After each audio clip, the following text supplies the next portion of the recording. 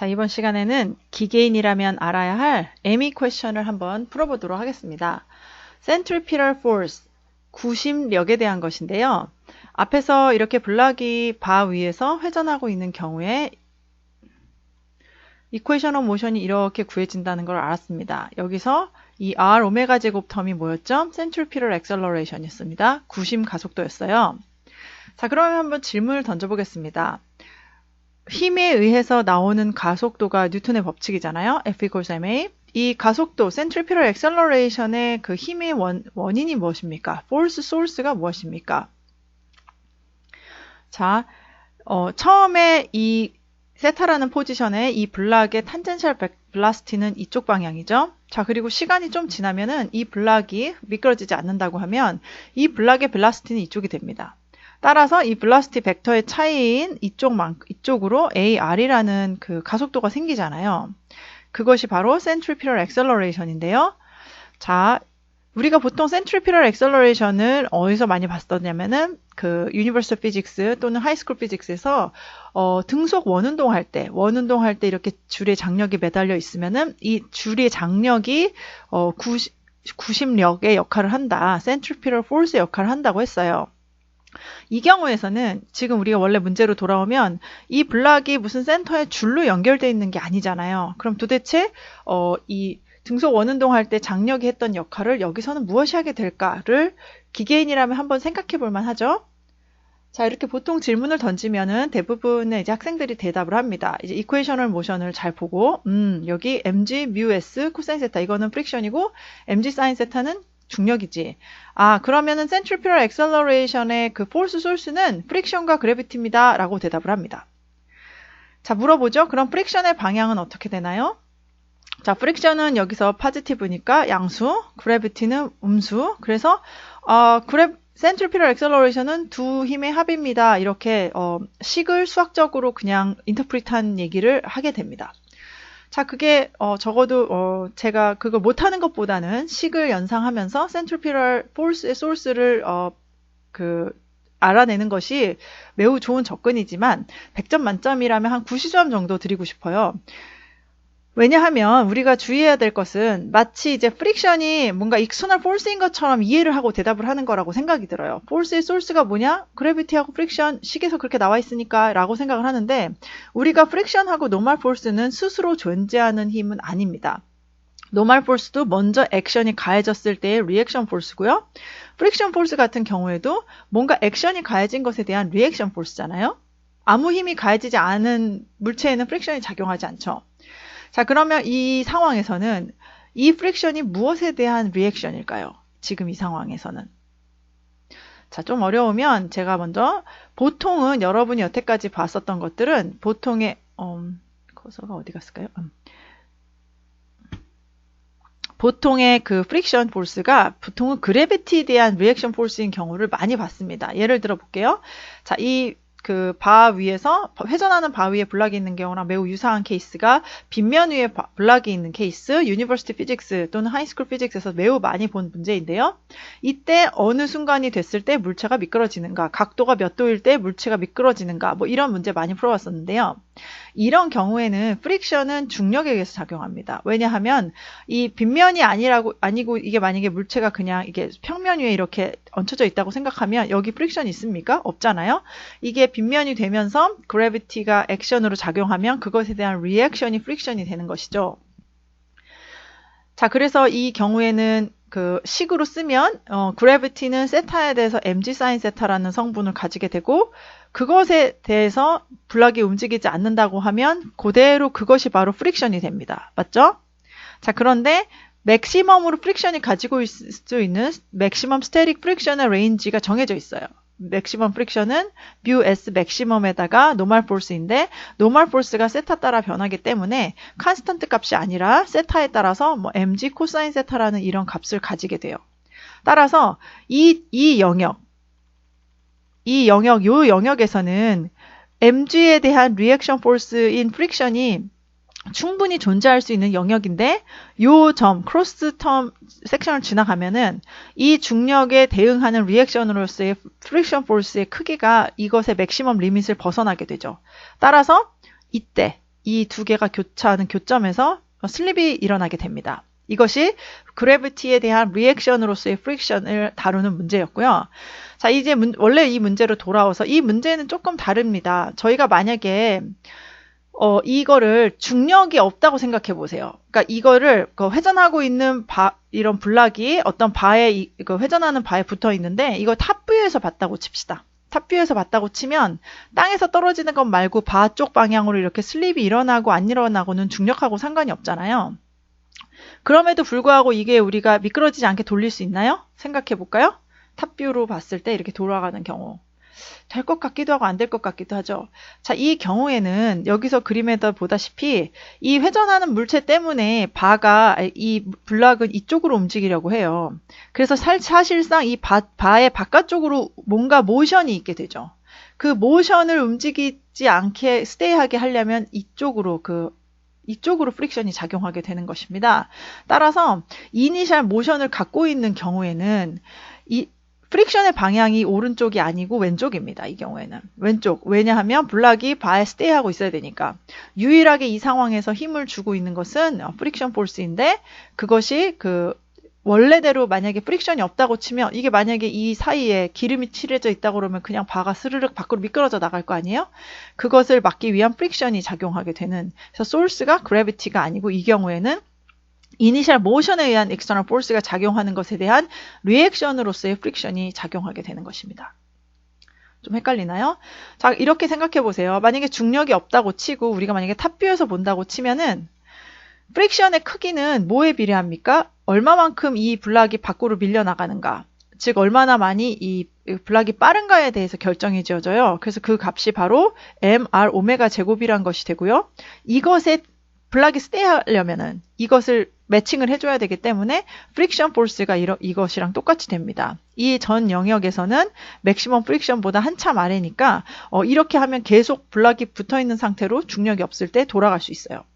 그렇지만 이게 점점점 이 값이 커져가지고 이 맥시멈을 넘어가면은 안 되게 되죠.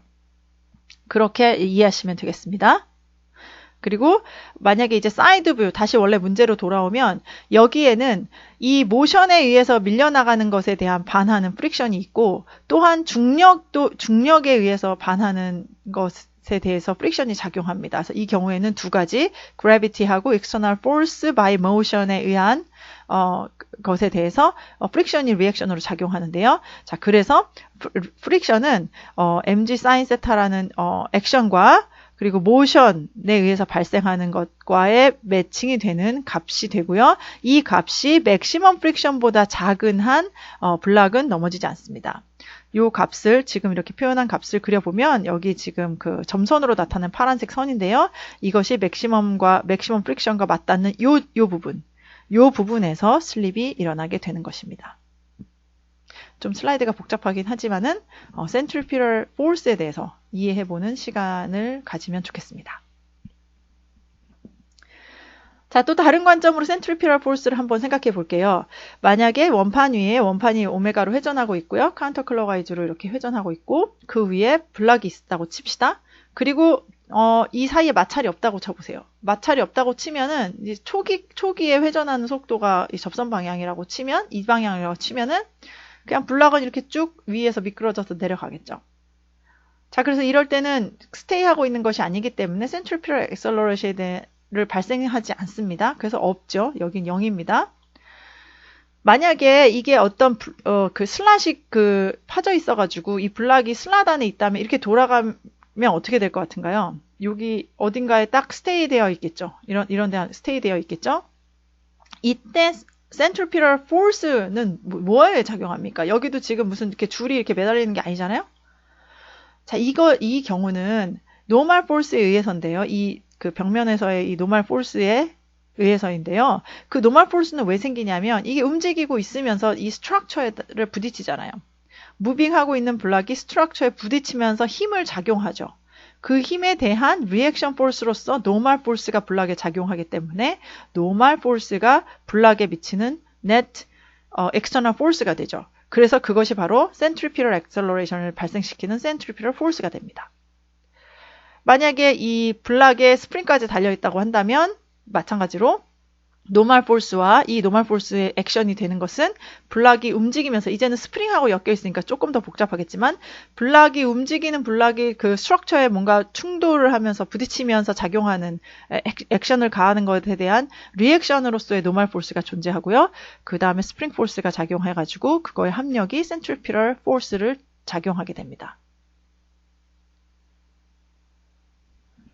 자, 그러면 센트리퓨럴 포스 그리고 센트리퓨럴 액셀러레이션에 대해서 조금만 더 생각을 해볼게요. 자, 이제 이렇게 진자가 돌아가고 있고 장력이 이렇게 있으면은 이제 왜 센트리퓨럴 포스와 액셀러레이션 이해하는지 이제 어떻게 이해하는지 아시겠죠? 이게 탄젠셜 방향으로 벨로시티가 이렇게 작용하는데 원 운동을 하려면은 V에서 V 프라임으로 바뀌어야 되고 이 벡터의 변화만큼이 액셀러레이션을 작용하게 됩니다. 따라서 힘은 이쪽 방향으로 뭔가 힘이 주어져야 되고 이 경우에는 텐션이 되겠죠? 자, 그래서 텐션이 센트리퓨럴 포스를 작용해서 센트리퓨럴 액셀러레이션을 발생시킨다. 자, 그러면은 매우 이 속도가 빠르다고 한번 쳐봅시다. 그럼 V가 크겠죠? 오메가 빨리 돌아간다 치면.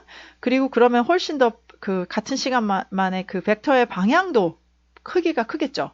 자, 그래서 뭔가 이 가속도는 센트리퓨럴 액셀러레이션은 뭔가 얼마나 이게 빠른지, 얼마나 빨리 돌아가는지에 비례할 것이다 라고 생각할 수 있고요. 그게 바로 센트리퓨럴 액셀러레이션, R오메가 제곱 텀에 하고 매칭이 됩니다. 자, 그런데 그 폴라र 코디네이트에서 AR 공식 혹시 기억나시나요? 그렇죠. AR은 여기 R 더블 닷 텀이 하나 있어요. 그죠? 그래서 AR 더블 닷 R 더블 닷 마이너스 R 테이타 닷 R 오메가 스퀘어 이 센트리퓨럴 액셀러레이션이잖아요. 자, 그러면은 이 R 더블 닷의 디렉션은 어떻게 될까? 그리고 이 토탈 AR은 어느 방향일까? 지금 여기는 이제 definitely 마이너스 값이기 때문에 이게 toward the center, 센터를 향한다는 것은 구심이라는 것은 알고 있는데 이 R 더블 닷에 따라서 이 AR의 부호가 케이스가 많이 생기잖아요. 그래서 그것에 대해서 한번 살펴보도록 하겠습니다.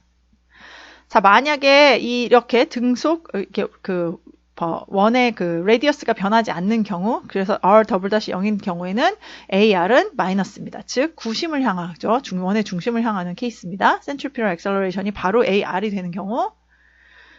그런데 만약에 AR은 still 그 0보다 작지만 R 더블 닷이 양수인 경우, 그러니까 양수인 경우에는 이 두 개의 값의 그 크기를 비교하지만 어쨌거나 AR은 센터인 경우인데요. 이런 경우 있을까요? R이 점점 커지는 경우. 그쵸? 이게 줄이 탄선이 있어서 고무줄이나 뭐 이런 게 있어갖고 스프링으로 돼갖고 이게 점점 돌면서 늘어날 길이가 늘어날 수 있죠? 스프링이 펜듈럼을 돌리고 있는 경우. 뭐 이런 경우가 되겠습니다. 만약에 R 더블 닷하고 R 오메가 스퀘어가 딱 값이 같아요. 그래갖고 결국 net AR이 0이 되는 경우는 어떤 경우가 있을까요? 이 경우는 그 F equal MA에서 A가 0이니까 그 힘이 0이겠죠? 그러니까 텐션이 없는 경우입니다. 텐션이 없이 뭔가 어떤 블락이 V라는 속도로 계속 운동하고 있는 경우. 그러면은 그 가속도가 0이잖아요? 자, 근데 그 텐션 없이 그냥 이 블락이 이렇게 움직이는 거를 우리가 원판 위에서 봤다고 칩시다. 그러면은 원의 중심에서부터 봤을 때, 이 블락이 여기 이렇게 그냥 원판이 없다고 치면 그냥 등속 운동하는 거는 아무렇지도 않은데 만약에 원판의 슬롯 입장에서 봤다고 치면 이 블락이 어떻게 되나요? 이쪽으로 뭔가 그 레디얼리 늘어났잖아요. 레디얼 액셀러레이션이 이쪽으로 생겼죠. 그리고 여기 지금 포스가 작용하지 않기 때문에 그게 happen to be R 오메가 스퀘어랑 같아지는 그런 상황이 됩니다. 자, 그리고 여기서 만약에 내가 관측을 한다 그러면 내가 이 슬롯 안에서 이 블락을 관찰한다 그러면은 아무 힘도 가해지지 않는데 지금 뭐 이게 이렇게 줄로 이렇게 연결된 것도 아니잖아요? 아닌데 블락이 뒤로 간 것처럼 보이는 그런 게 바로 centrifugal force, 그러니까 원심력이 작용하는 것처럼 느껴지게 됩니다. 이건 fake force고요. 나중에 inertial force 다룰 때 한 번 더 다룰 기회가 있을 것 같아요. 자, 그래서 이 경우에는 힘이 작용하지 않을 때는 AR이 0인데 보통 헷갈리시는 것들이 힘이 없으면 뭔가 가속도가 0이라고 생각하겠지만 radial acceleration R 더블 닷 0 아니고요. 회전하고 있는 centrifugal acceleration R 오메가 스퀘어가 0이 아니고 이 두 값이 happen to be 같아져서 net AR이 0이 되는 케이스입니다. 그리고 AR이 파지티브가 되는 경우, AR이 파지티브가 되는 경우는 R 더블 다시 마이너스 R 오메가 제곱보다 훨씬 큰 경우겠죠. 뭔가 이렇게 외력이 있거나 해서 확 밀쳐 나가는 경우, 힘이 external force가 있을 경우, outward로 force가 작용하는 경우, 그런 경우가 있을 수 있겠습니다. 자, 이상으로 ME 퀘스천에서 centripetal force에 대해서 알아보았습니다.